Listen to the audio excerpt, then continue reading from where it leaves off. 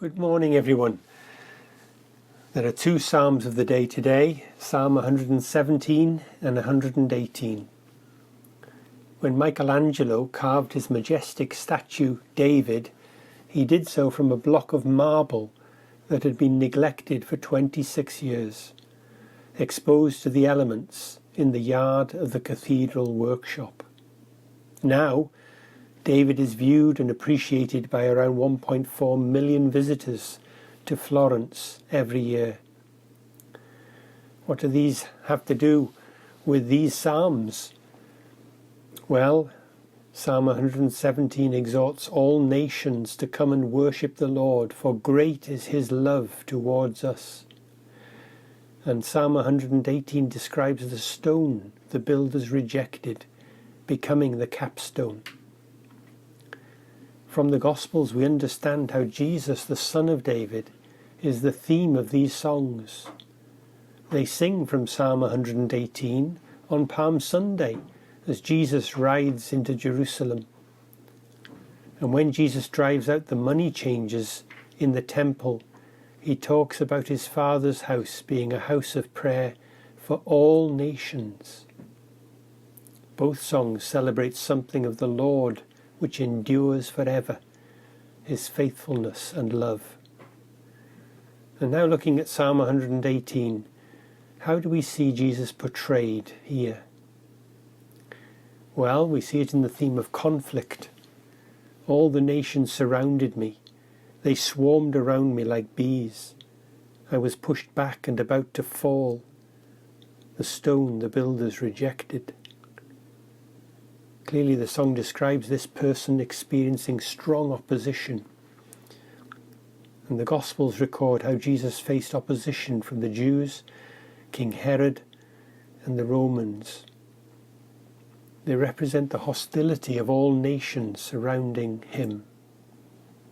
But then there's the theme of confidence. But the Lord helped me. The Lord is my strength and my defense. He has become my salvation. Here we see the trust Jesus places in his Father to sustain him through the trial. We know from Peter that when they hurled their insults at him, Jesus didn't retaliate. Instead, he entrusted himself to him who judges justly. He had confidence in his Father's defense. And then there's the theme of conquest. Shouts of joy and victory resound in the tents of the righteous. The Lord's right hand has done mighty things. The Lord's right hand is lifted high.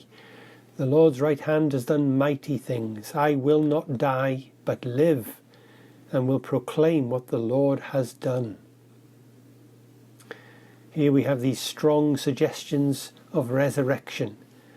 Yes, Jesus died, sure enough, but it was impossible for death to keep its hold upon him. Jesus was raised to the Father's right hand, declared with power to be the Son of God.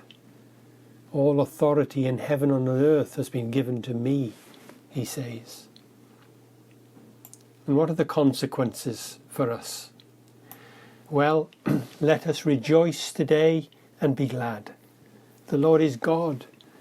He has made his light shine on us. This is the joy and light of salvation that shines through Jesus Christ to all nations. It calls forth praise from all nations, from all peoples who've come to know the love of God for sinners. That's why the nations are called to rejoice in Psalm 117, for great is his love towards us. And that's why Psalm 118 ends on a note of praise. Give thanks to the Lord, for he is good. His love endures forever.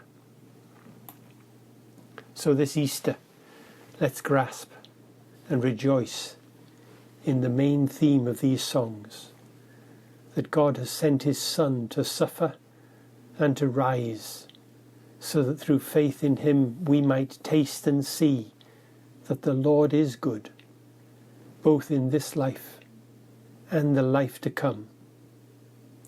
What great songs to bring us into the Easter weekend. I do hope you've been blessed by these Psalms of the day, as I have been in preparing them. Thanks also to Steve for his pictures and professionalism in getting them out to you each day. And for now, I'll be taking a break from these Psalms of the day, but I'd like to wish you all a very happy Easter. Amen.